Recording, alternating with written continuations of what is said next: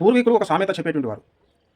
ఆ సామెత ఏ సందర్భంలో చెప్పేటువంటి వారనంటే, జీవితంలో కొందరు సాధించాలనుకుంటారు గానీ, ఒకటి సాధించాలనుకుని మరొకటి సాధించినట్టు, అనుకున్నదొకటి, అయినదొకటి అయినట్టు వారి జీవితము విషాదాంతంగా ముగుస్తది. ఎందుకనంటే, వారు ఏదైతే జీవితంలో ఆశించారో అది వారి జీవితంలో సాధించబడదు, లేకపోతే నెరవేరదు.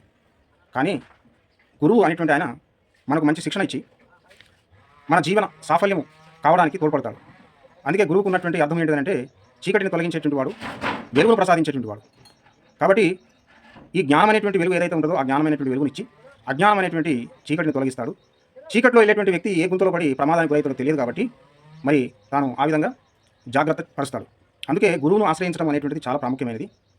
మన జీవన సాఫల్యం సాధించడానికి అనుకో, లేదా ఒక మంచి సౌశల్యమైన జీవితం సాధించడానికి అనుకో, మంచి క్యారెక్టర్ బిల్డ్ చేసుకోవడానికి అనుకో, గురువు యొక్క పాత్ర చాలా కీలకమైనటువంటిది. అందుకే గురువును ఆశ్రయించుట మన జీవితానికి శ్రేయస్కరము.